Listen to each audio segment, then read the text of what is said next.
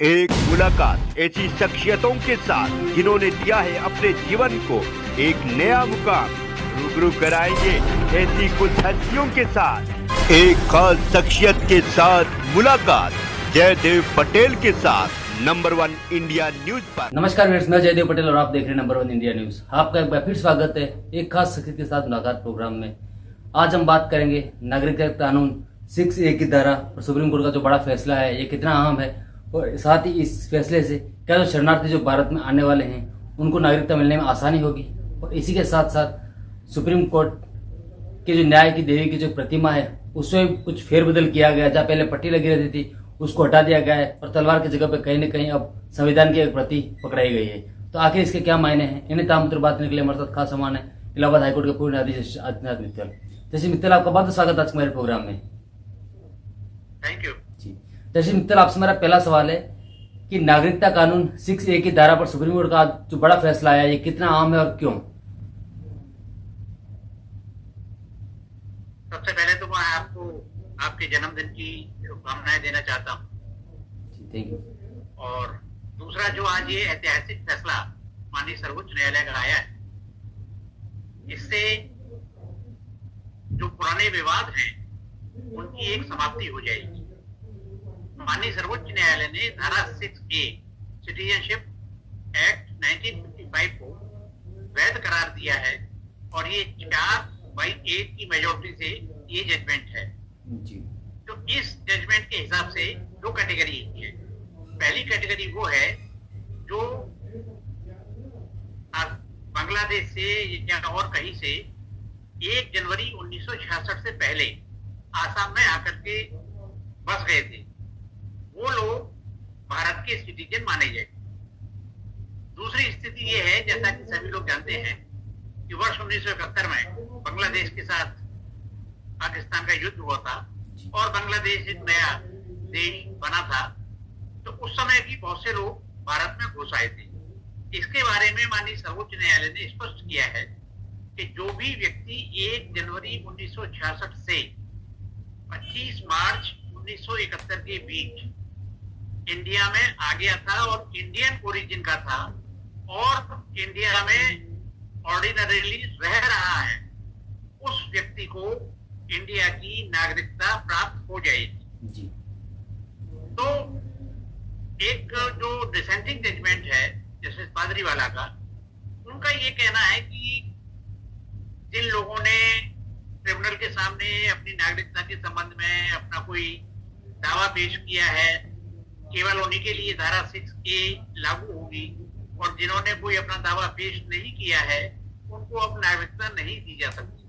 परंतु जैसा कि हम लोग सभी जानते हैं, माननीय सर्वोच्च न्यायालय का जो बहुमत से निर्णय होता है, बहुमत वाला ही निर्णय प्रभावी होता है। और इसमें जो धारा 6A है जो कि सिटीजनशिप को डील करती है जी, उसको वैध करार किया है। और इसमें स्पष्ट है कि जो भी व्यक्ति इंडियन ओरिजिन का है, देखिए ओरिजिन उसका इंडियन होना चाहिए, ऐसा नहीं है कि किसी अन्य देश का पड़ोसी मुल्क का बांग्लादेश से आकर के और इंडिया में रहने लगे, उसका नहीं है। उस व्यक्ति का इंडियन ओरिजिन होना चाहिए। और जो व्यक्ति 1/1/66 से पहले आ गया था वो तो सिटीजन होगा ही होगा। और 1/1/66 से 25 मार्च 1971 के बीच में जो लोग आए हैं और जिन लोगों ने अपना नागरिकता का दावा पेश किया है उनको भारत की नागरिकता मिल जाएगी। इसमें कोई विवाद नहीं है कि बांग्लादेश से अभी भी बहुत से शरणार्थी आ रहे हैं। तो निश्चित रूप से ये अब नए आने वाले शरणार्थियों पर लागू नहीं होगा, क्योंकि इसकी कट ऑफ डेट 25 मार्च 1971 है। जी, तो अब जो नए आने वाले शरणार्थी हैं वो सिटीजनशिप एक्ट के जो प्राविधान हैं जिनके अंतर्गत बांग्लादेश और अफगानिस्तान से आने वाले व्यक्ति हैं उनको नागरिकता जो सिटीजनशिप एक्ट है उसके प्राविधानों के अंतर्गत दी जा सकती है। जी।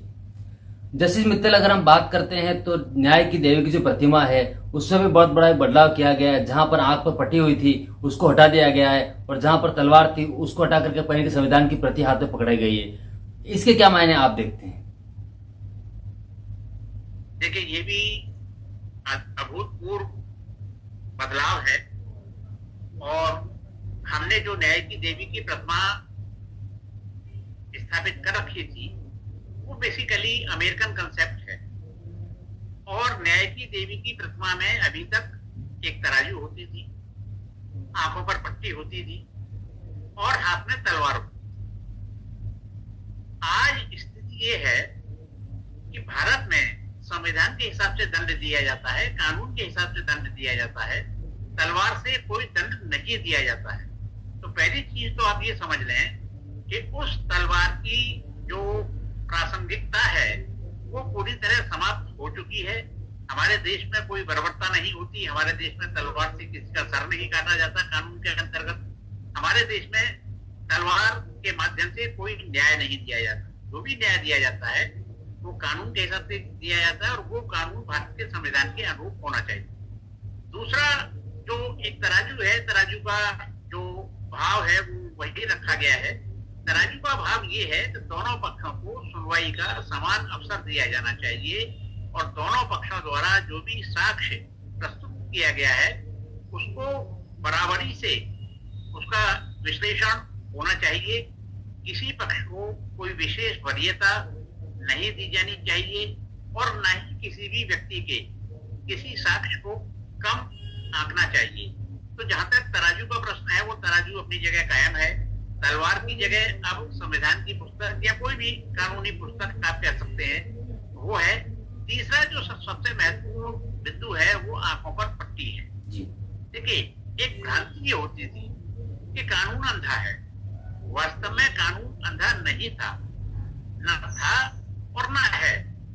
उस आंखों की पट्टी का जो तात्पर्य था वो ये था कि न्याय करने वाला न्यायाधीश किसी भी व्यक्ति के स्तर को नहीं देखता, चाहे वो इतना बड़ा व्यक्ति हो, चाहे वो जितना गरीब व्यक्ति हो, चाहे जितना असहाय व्यक्ति हो, चाहे जितना प्रभावशाली व्यक्ति हो, सबके लिए वो कानून बराबर है।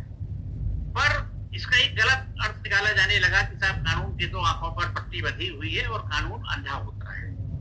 इसी भ्रांति को दूर करने के लिए हमारे माननीय मुख्य न्यायाधीश महोदय DY चंद्रचूड़ साहब ने ये निर्णय लिया है कि अब आंखों पर पट्टी नहीं होगी बल्कि आंखों की पट्टी खोल दी जाएगी। इसका तात्पर्य स्पष्ट है कि जो भ्रांति थी कि कानून अंधा होता है, अब किसी को ये कहने का मौका नहीं मिलेगा कि कानून अंधा होता है।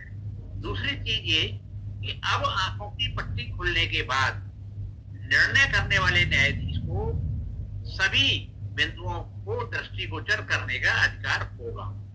तो ये तीनों ही बिंदु, चाहे वो हाथ में तराजू हो, चाहे वो आंखों पर पट्टी हो, चाहे वो हाथ में तलवार हो, उसकी जगह हाथ में संविधान की पुस्तक दे दी गई है, आंखों की पट्टी खोल दी गई है।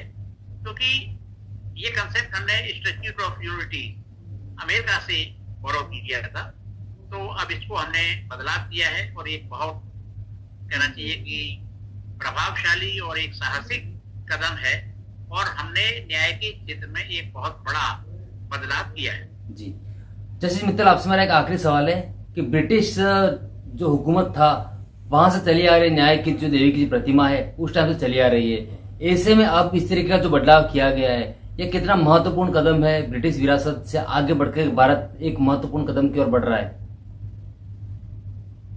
निश्चित रूप से ये महत्वपूर्ण कदम है और देखिए, समय के हिसाब से कानून में भी बदलाव होते हैं, समय के हिसाब से मान्यताओं में भी बदलाव होते हैं।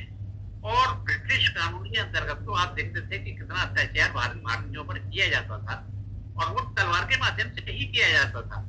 जैसा कि मैंने आपको स्पष्ट कर दिया कि अब हमारे भारत के संविधान में तलवार के माध्यम से किसी भी प्रकार का कोई दंड, चाहे मृत्यु दंड ही क्यों ना हो, वो नहीं दिया जाता है और तलवार का इस्तेमाल दंड देने के लिए नहीं किया जाता है।